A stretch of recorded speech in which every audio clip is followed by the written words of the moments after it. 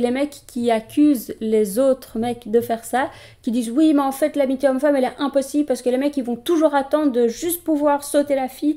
En fait je pense que c'est à vous de vous remettre en question parce que si vous projetez ça c'est que c'est votre vision et que vous projetez quelque chose qui vous est propre. Parce que comme disent les enfants c'est celui qui le dit qu'il l'est, très souvent.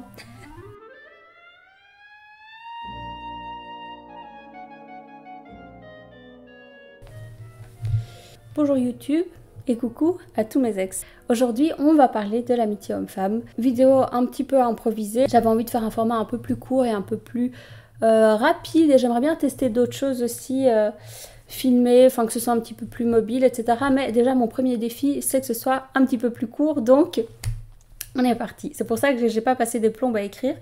Parce que sinon c'est trop long. Et plus sérieusement, pourquoi est-ce que j'ai choisi ce sujet aujourd'hui? Vous commencez à me connaître, j'aime bien prendre des sujets qui sont traités par... Peut-être que je me trompe, on est en 2021 et j'ai peut-être des valeurs rétrogrades. C'était mon avis sur l'amitié homme-femme. Certains youtubeurs assez de droite et assez à tendance un petit peu incel, un petit peu planqués, voilà. Petits droitards blancs, des petits droitards planqués, genre l'Observateur et tout ça. Et j'aime bien du coup reprendre des sujets dont ils ont parlé pour donner un avis peut-être un peu plus réel et pragmatique et avec du bon sens et à partir de mon vécu. Parce que toujours parler à partir de statistiques et dire non, les hommes et les femmes ne sont pas amis, regardez les statistiques. Oui, mais après le réel en fait, qu'en est-il du réel? Je pense que ça peut être intéressant de trouver un peu un équilibre entre toujours ces témoignages hyper féminins où on dit mais non, mais moi je pense que... Parce qu'évidemment il y a le ressenti brut et après il y a les statistiques brutes, mais il y a un truc qui existe quand même entre les deux qui s'appelle le réel, voilà. Et le quotidien. Pour entrer dans le vif du sujet directement, j'aimerais commencer en disant que déjà la question elle est toujours mal posée. C'est comme un grand c'est mon choix. Je crois dans l'amitié fille-garçon. L'amitié fille-garçon, ouais, c'est complètement possible. Ouais. Oui, je peux y croire. Oui, j'y crois à fond. Moi, l'amitié fille-garçon, j'y crois. Notre prochain invité, lui, ne conçoit absolument pas qu'une femme puisse être amie avec un homme. Je vous demande d'accueillir Stéphane. Qu'est-ce que vous avez envie de dire à nos invités? Mais c'est très gentil tout ça, mais que personnellement, moi, désolé, je n'y crois pas. Les animaux qui sont tout en Un train homme et une femme, ça va ensemble pour être comme ça et pour avoir des enfants, etc. Ah oui, pour ou contre l'amitié homme-femme? Est-ce que ça existe l'amitié homme-femme? J'y crois pas. Mais en fait, c'est pas une croyance, l'amitié homme-femme. C'est quelque chose qui existe. L'amitié homme-femme existe. Il y a des tas de couples célèbres qui existent. Il y a des amis célèbres, Kate Winslet et Leonardo DiCaprio, Eva Longoria et Mario Lopez. Je vous en mettrai d'autres, je vous en afficherai d'autres, qui en plus sont attractifs, hein, voilà, c'est pas des gens dégueux et pauvres et nuls et pas charismatiques, loin de là. C'est simplement que cette amitié homme-femme existe sous certaines conditions, mais en fait, comme les couples, comme l'amour en couple, il existe sous certaines conditions. Ce sont des amours qui sont conditionnels. Le seul amour qui n'est pas conditionnel, et encore ça dépend de la qualité de la relation, mais c'est l'amour d'un parent envers son enfant, envers ses enfants. C'est le seul. La question c'est plutôt de savoir alors, est-ce que vous en êtes capable? Et quand un homme ou une femme vous dit qu'il ne croit pas à l'amitié homme-femme, eh bien je pense qu'il faut se méfier de cette personne, car en réalité elle se trahit toute seule en disant que elle n'en est pas capable, en disant qu'elle n'y croit pas. Eh oui. Et pourquoi? Principalement à cause, toujours de la même chose, à cause du sexe et de la confiance. Parce que oui, évidemment que ce qui peut poser problème là-dedans dans le rapport homme-femme, c'est le rapport au sexe. Parce que du coup, ce qui ferait la différence entre l'amitié et l'amour, entre être ami et être en couple, c'est le sexe. Alors déjà, je suis pas complètement d'accord avec ça, dans le sens où, bon, évidemment, ça se fait une différence. Par contre, ça n'est pas du tout l'unique différence. Vous n'allez pas me dire que la seule différence entre votre copine et votre meilleure amie, c'est le sexe. Non, en fait, ce qui vous rapproche entre vous et votre partenaire, c'est des tas de choses. Il y a l'intimité physique, évidemment, mais il y a aussi l'intimité émotionnelle, l'intimité intellectuelle, il y a toute l'attirance chimique et même alchimique qui subsiste entre vous deux, il y a la complémentarité que vous trouvez avec cette personne, il y a ce que vous avez construit ensemble, les souvenirs, enfin... Toutes ces choses-là font que vous êtes un couple. Ce n'est pas juste le sexe qui fait que vous êtes un couple, qu'on soit bien d'accord. Sinon, ce serait vachement réducteur. Et si vous pensez ça, peut-être qu'il est temps de revoir un petit peu votre niveau d'épanouissement dans votre couple. Peut-être que, voilà, il y aurait des choses à revoir. Mais donc, quand on parle de sexe, c'est parce que, effectivement, il y a toujours un moment où ça peut arriver, où il y aura un des deux ou les deux qui auront une attirance sexuelle, peut-être, à un moment pour l'autre. Ça peut arriver, mais c'est pour ça que, là je vais parler statistiquement, les personnes les plus à même d'être amies avec le sexe opposé sont des personnes qui sont en couple et sont des personnes qui sont épanouies sexuellement et dans leur vie affective et amoureuse.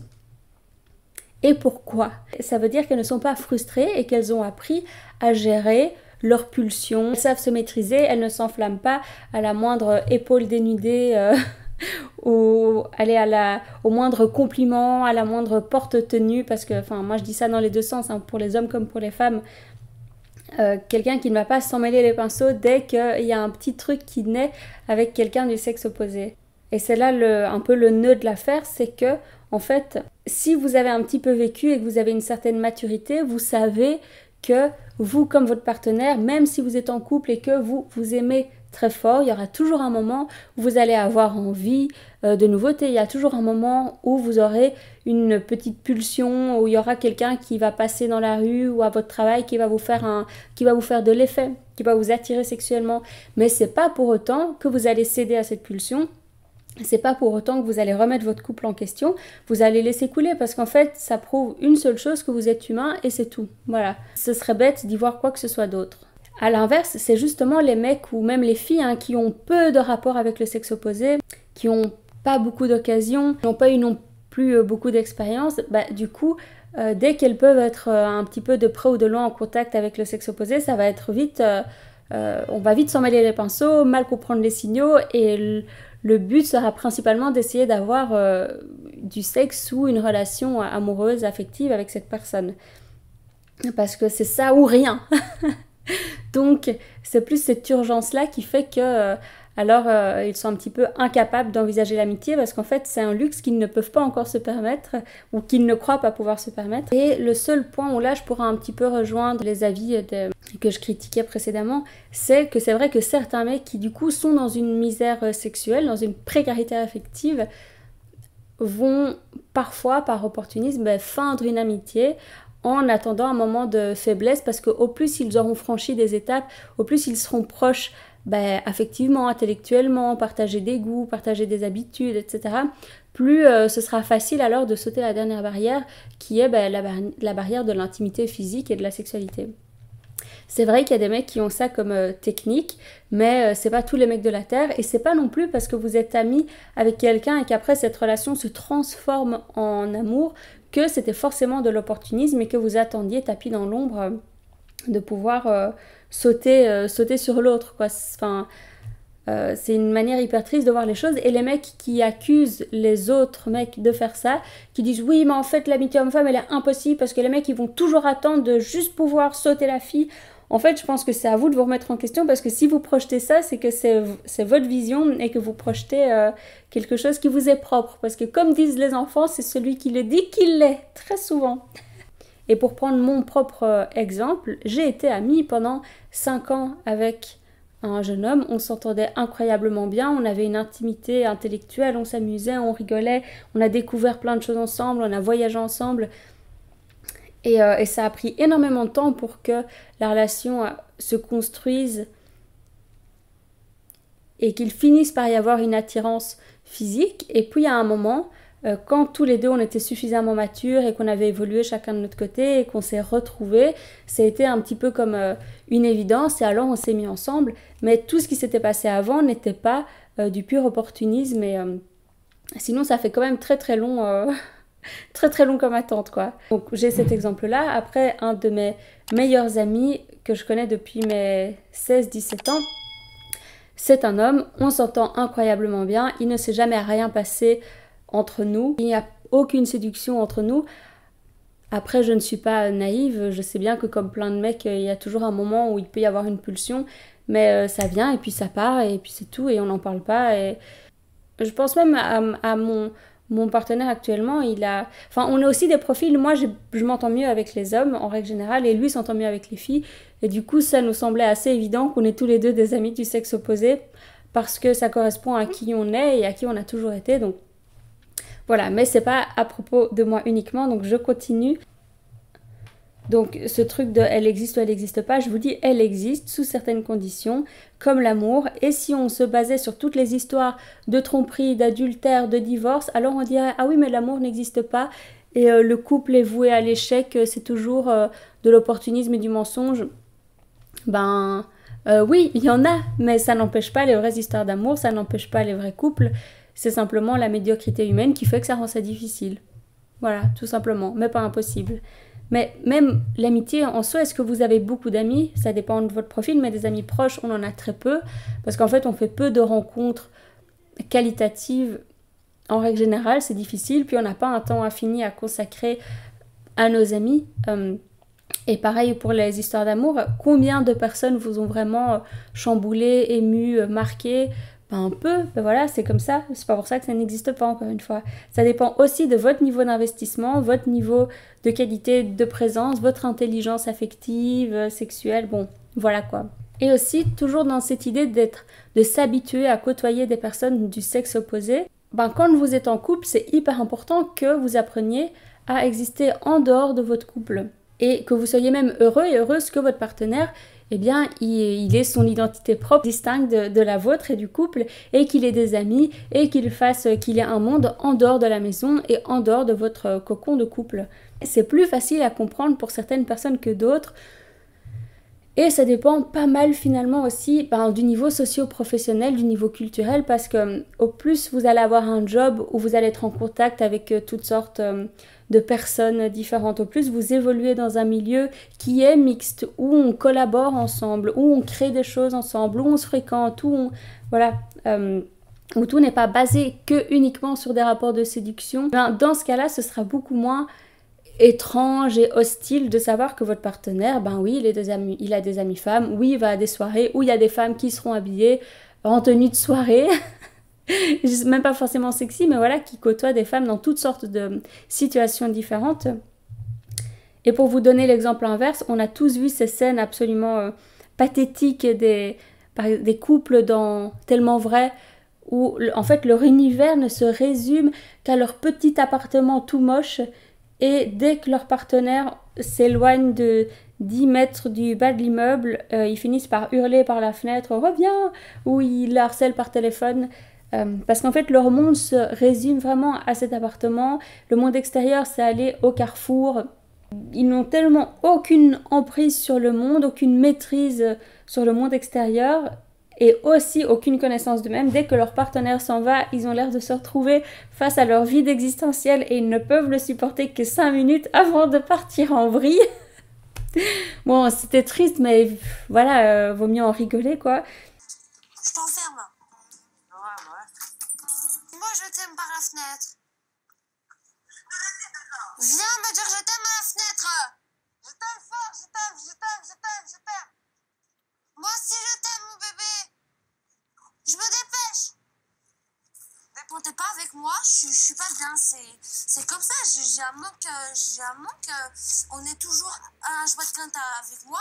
Dès que tu pars 5 minutes, 1 heure ou même pendant le travail, c'est pas. Tu vois bien quand tu me déposais au travail, quand je travaillais au restaurant, je peux pas. Je peux pas te laisser partir. T'as vu l'heure? Attends, tu te fous de ma gueule ou quoi? Attends, je travaille. Attends, je travaille, tu pouvais pas m'appeler au téléphone ou Attends, j'ai pas de ça à faire, j'étais en réunion. Bah oui, mais d'habitude, tu rentres à midi, je te préviens, tu te démerdes, moi j'ai bouffé. Allez, je boufferai, ouais. Ah bah, tu te démerdes. Ça me fait peur qu'elle se fasse draguer et tout ça et qu'elle me quitte pour un autre, quoi. Mais la jalousie d'Arthur ne veut pas empêcher Laura de se rendre à la salle de sport. Pas question de céder. Mais à peine arrivé, son téléphone va se mettre aussitôt à vibrer. Des messages incessants qui ont le don d'énerver Laura. Ah, Arthur, tu fais quoi? Moi, le matin, j'ai pas de message, je pète un plomb la journée. Le matin, tu travailles, t'as pas allé chez le locataire boire le café, t'es payé à travailler, pas boire le café. Après seulement 15 jours de relation, ils s'installent ensemble car Sébastien est extrêmement jaloux. Mais en plus de sentir les culottes de Céline, Sébastien a un rituel. À chaque fois qu'elle revient de boîte de nuit, il inspecte sa petite amie de fond en comble. J'essaie justement qu'on fasse l'amour et qu'on fasse l'amour.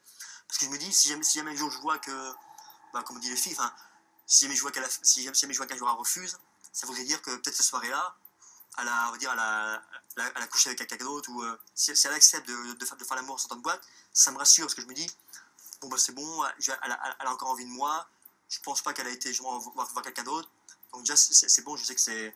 Moi ça me rassure, ouais. Si vous avez autant de problèmes avec l'amitié homme-femme et comment votre partenaire gère ses relations avec le monde extérieur, que peut-être c'est le moment de vous remettre un petit peu en question. Et je vais finir là-dessus par rapport à cette question de la mixité. Pour moi, elle est hyper importante parce que justement, elle permet de côtoyer le sexe opposé hors rapport de séduction et ça fait vraiment du bien. Et le fait d'avoir fait en sorte que les écoles deviennent mixtes, que les hommes et les femmes se fréquentent beaucoup plus, c'est vraiment super parce que vous vous rappelez quand vous étiez adolescent, comme vous étiez préoccupé par le sexe opposé. Et la mixité, elle permet de se fréquenter, de se ressentir, de s'appréhender, de savoir ce que les autres écoutent, ce qu'ils mangent, comment est-ce qu'ils s'habillent. C'est quand même super de pouvoir savoir tout ça, quoi. Quand on pense, il y a quelques générations en arrière où les hommes et les femmes ne se fréquentaient que très peu, on ne savait pas comment on faisait les bébés avant 16 ans. On ne savait même pas si les femmes faisaient les gosses. Et on était grands. Moi, j'avais 16 ans quand j'ai su que les femmes faisaient les gosses. J'avais jamais touché un jeune homme. Mais quand même, autrefois, il y avait déjà plus de filles mères que maintenant. Il y en avait quand même. Parce qu'elles le faisaient par ignorance, je ne le savais pas. Au premier coup. C'était pas comme aujourd'hui, c'était pas... Mais de toute façon, il ne faut pas voir tout de manière hyper binaire, genre on est soit amis, soit amants, soit amoureux. En fait, souvent, la vie, c'est un mélange d'un petit peu tout. Si vous envisagez les choses de manière hyper binaire, grand bien vous fasse. De mon point de vue, c'est un peu pauvre comme manière d'envisager la relation. Donc voilà, je trouve ça assez dommage de dire que l'amitié homme-femme, ça n'existe pas. C'est un peu stupide et c'est jeter le bébé avec l'eau du bain. Parce qu'en réalité, ça existe, mais la question, c'est plutôt de se dire, est-ce que j'en suis capable ou pas ? Est-ce que je suis suffisamment mature affectivement pour le faire ou pas ? Et je vous invite à vous poser la question en revoyant les choses avec tous les critères que je viens d'énumérer. Et voilà, bisous YouTube et bisous à tous mes ex. N'oubliez pas de vous abonner, de mettre la cloche. Et alors je vous rappelle que les premiers appels sont toujours gratuits. Enfin, le premier appel est toujours gratuit. C'est un appel découverte pour savoir comment je peux vous aider et mieux comprendre comment je travaille. Tout sera en description, n'hésitez pas. D'ici là, prenez soin de vous et gros bisous.